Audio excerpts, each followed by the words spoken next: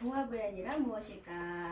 여러분들이 동화구연 많이 들어보셨잖아요. 맞아. 많이 들어보셨는데 동화구연이 어떻게 유래되어지고 어떻게 하는 것인가에 대해서 잠깐 알아보겠습니다.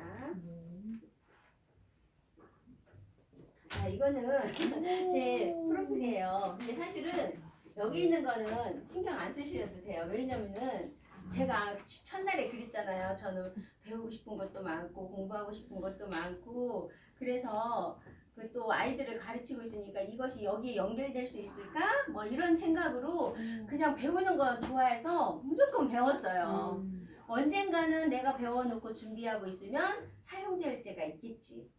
예, 그런 생각을 그 마인드를 가지고 무엇이든지 일단은 내가 배워놔야겠다. 배워서 나를 준비해놔야지 어떤 상황에서 할 수 있겠다. 이렇게 해서 그냥 많이 배웠어요. 근데 사실 쓰이는 거는 별로 없어요. 그리고 안 썼기 때문에 잊어버린 것도 너무 많아요. 근데 배우면 꼭 사용해야 된다는 거를 이번에 더 절실히 느꼈던 것 같아요. 그래서 그냥 좀 미용사 자격증도 있어요. 그래서 라오스 선교 가서 라오스에 한 25번 갔거든요. 그래서 거기 가서 이제 머리 깎아주고 하는 선교 활동하기 위해서 미용사 자격증까지 딴 거예요. 대단하시다. 네. 예쁘게 나왔죠? 똑같아요. 네. 더 예쁘네. 자, 어린이날과 색동의 유래를 혹시 알고 계신 분 계세요? 선생님 알고 계시죠? 어린이하고 상대하고 계시니까.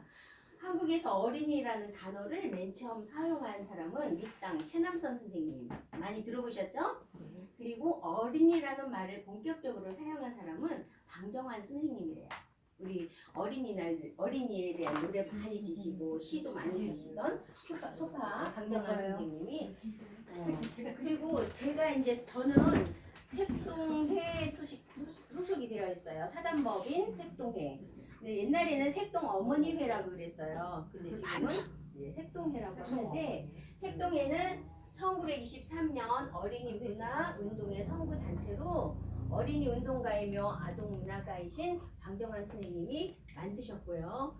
그리고 방정환 선생님이 어린이날을 제정하셨어요. 그 나라에 이제 이렇게 건의를 해가지고 방정환 선생님 때문에 어린이를 사랑해야 된다 하는 그런 의미에서 어린이날을 제정해서 지금까지 어린이날이 유지되고 있는 거예요. 자, 그래서 우리 어린이들에게 많이 들려주는데 지금은 어린이뿐만이 아니라 어른들에게도 또 어르신들에게도 정말로 어린이들은 어린이기 때문에 좋아하는데 어르신들에게 동화구연을 들려드리면 정말로 좋아하셔요. 그리고 또 우리 이렇게 자라난 그런 과정들이 있기 때문에 그 동화에 말하자면 감흥이 이렇게 와가지고 눈물도 흘리고 엄청 그런 마음의 치유도 많이 된다고 해요. 그래서 어른들도 많이 하고 있어요. 동화구연이란 우리가 보통 구연동화 이렇게 얘기하는데 동화구연이라고 사용해야지 맞는 말이에요. 동화구연이란 무엇이면 다 같이 한번 같이 읽어볼까요? 시작! 동화라는 문학을 구연을 통해 이야기를 들려주는 것이다. 동화를 전문적으로 들려주거나 지도하는 전문가를 동화구연 지도자 또는 동화구연가라고 한다. 동화구연이 어린이 교육에 미치는 영향. 자, 여기까지요. 우리가 동화 책 있잖아요. 네네. 책을 읽는 거하고 듣는 거하고 많이 틀리거든요.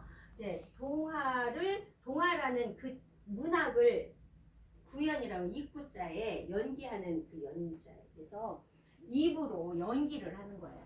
그래서 입으로 들려주는 이야기 이것이 바로 동화구연이에요.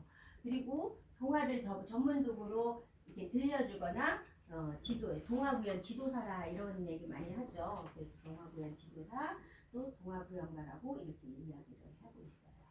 근데 이 동화구연이라는 것이 참 유익한 건데 어떤 유익한 점이 있냐면은 우리 어린이들에게는 지금 자라나는 이제 유아 아이들부터 동화구연을 통해서 그들에게 주는 유익한 굉장한 영향이 있어요. 그 영향이 뭐냐면 처음에는 음성 언어 발달과 지능을 개발시켜줘요.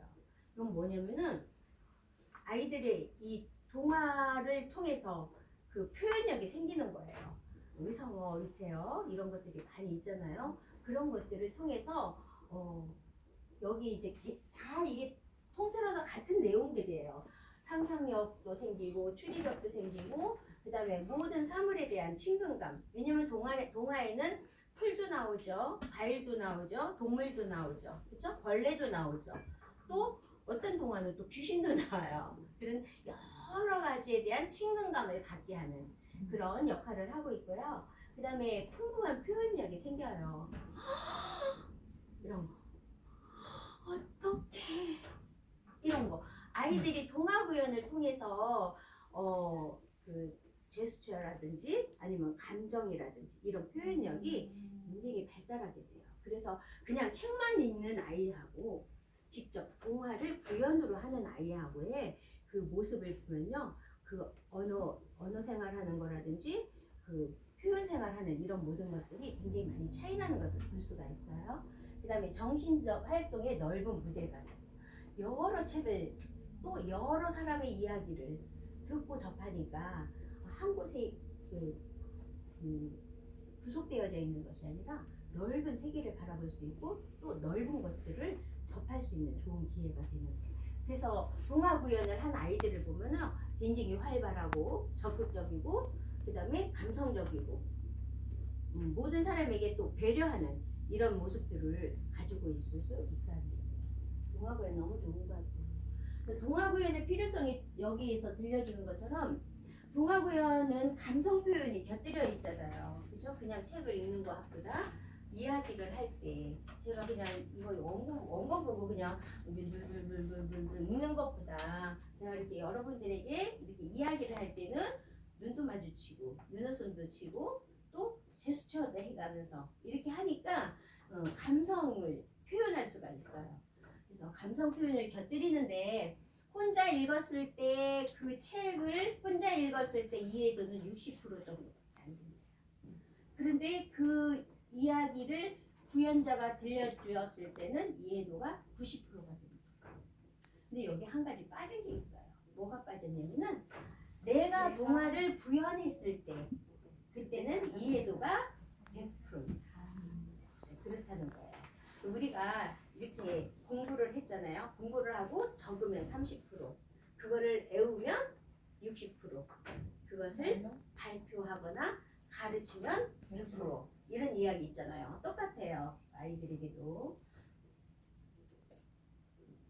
자, 그래서 동화 구연을 하는 데는 중요한 게 하나가 빠졌어요. 네, 여기 이걸 하나가 넘어갔네요. 동화 구연의 기본 요소가 있어요. 동화 구연에는 이 세 가지 요소만 있으면, 이 세 가지 요소만 잘 활용할 수 있으면은 다 누구나 할 수 있고, 이거 몰라도 지금 우리 선생님들은 다 하실 수가 있어요. 근데 조금 더 구체적이고 정확하게 알기 위해서 첫째는 목소리가 굉장히 중요해요.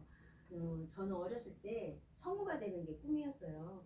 목소리가 가늘고 그 높낮이가 엄청 있어요. 그래가지고 구연을 잘하니까 너무 성우 되면 좋겠다. 사람들이 그렇게 얘기를 해서 난 뭐가 뭔지도 모르고 난 성우 될 거야 이랬거든요. 그랬는데 젊었을 때는 아기 목소리도 참 잘 나왔어요. 어린아이들 목소리도 잘 나오고 그랬는데 지금은 나이가 먹으면서 목소리도 늙는다 그러잖아요. 근데 사실 진짜 목소리도 늙었고 이제 좀 많이 아프다 보니까 이런 모든 것들이 다 이렇게 다운이 돼가지고 목소리도 이제 지금 저 톤이 굉장히 굵어졌어요. 옛날에는 굉장히 높았었는데, 그리고 지금은 오히려 뭐지 할머니 목소리가 더 잘 나와요. 어린아이 뭐 이런 건 잘 안 돼요. 그래가지고 사실은 동화 구연을 들려주려면 그런 예쁜 목소리도 필요한데 그게 잘 안 되니까 조금 애로 사항이 있어요. 그래도 뭐 그냥 있는 대로 하는 거죠. 뭐. 그래서 목소리 참 중요하고요. 타고난 목소리 가지고 계신 분이 있을 거예요. 진짜 동화 구연 하기에 진짜 좋은 목소리 가지고 계신 거예요. 예쁜 목소리. 네. 그다음에